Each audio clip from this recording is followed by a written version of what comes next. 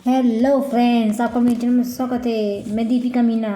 ज्ञान से हुई मोक्ष की प्राप्ति कथा। एक दिन की बात है। महात्मा बुद्ध अपने शिष्यों के साथ कुटिया में बैठे थे और ज्ञान की चर्चा का विषय आरंभ था। शिष्यों के आग्रह पर उन्होंने एक कहानी आरंभ की। अमीर शिष्यों से आग्रह पर उन्होंने एक कहानी आरंभ की। समीर नाम का एक जल्लाद मगध राजमहल के पीछे बने कस्बे में रहता था। वह मगध साम्राज्य का प्रमुख जल्लाद था। उसका सारा जीवन दोषियों को फांसी देने में बीत गया। अब वह लगभग 60 वर्ष की आयु का हो चुका था। समीर अब राजकीय सेवा से मुक्त हो चुका था और अपना अंतिम जीवन वह अपने घर में व्यतीत कर रहा था। अपने जीवन काल में किए गए सभी घटनाओं को याद करता है और पश्चाताप करता है। मेरे हाथों इतने जीवों की हत्या हुई है। यही सोच विचार करते हुए वह नहा धोकर तैयार हुआ। जैसे ही वह खाना खाने के लिए बैठा, दरवाजे पर आवाज आई। समीर बाहर निकल कर देखता है तो एक भिक्षुक उनके द्वार पर खड़ा है, जो जान पड़ता है काफ़ी दिनों की तपस्या के बाद वह उठा और भूख से व्याकुल है। समीर तत्काल अपना भोजन, जो स्वयं के लिए बना था, वह भिक्षुक को समर्पित कर दिया। भिक्षुक की भूख शांत हो गई। भिक्षुक प्रसन्न हुआ।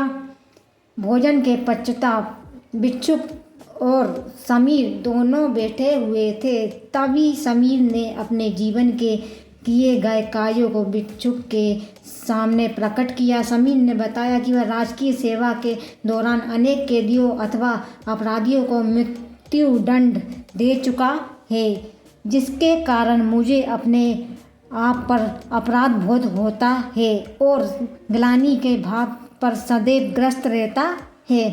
भिक्षुक बड़े ही शांत चित्त भाव से समीर की बातों को सुन रहे थे और रह रहकर मुस्कुरा रहे थे। समीर ने अपने जीवन के प्रत्येक घटनाओं को भिक्षुक के सामने रख दिया।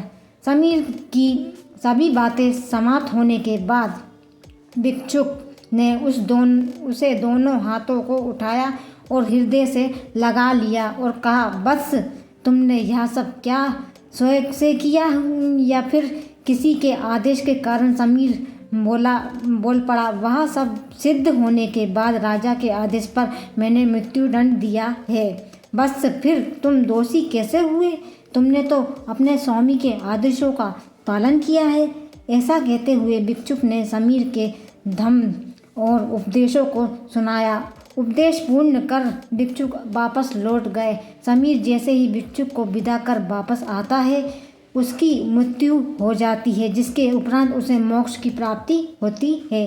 कहानी का अंत कर महात्मा बुद्ध शांत हुए और महात्मा बुद्ध के शिष्य इस पूरी घटना को ध्यान पूर्वक सुन रहे थे। उन्होंने महात्मा बुद्ध से पूछा, जिसने जीवन भर अनेक हत्याएं की थी, वह मोक्ष कैसे प्राप्त कर सकता है? महात्मा बुद्ध मुस्कुराते हुए और अपने सामने शिष्यों को समझाया, जिसने जीवन में पहली बार ज्ञान की प्राप्ति की हो, अंत समय जिसका निकट हो और ज्ञान के शब्द उसके कानों में पड़े हो, वह मोक्ष की प्राप्ति कर लेता है।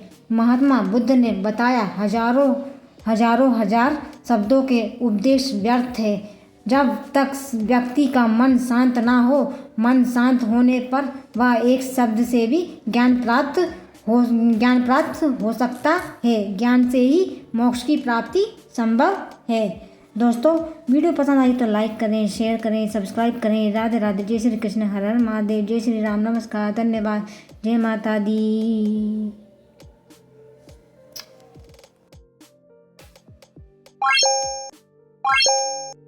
What?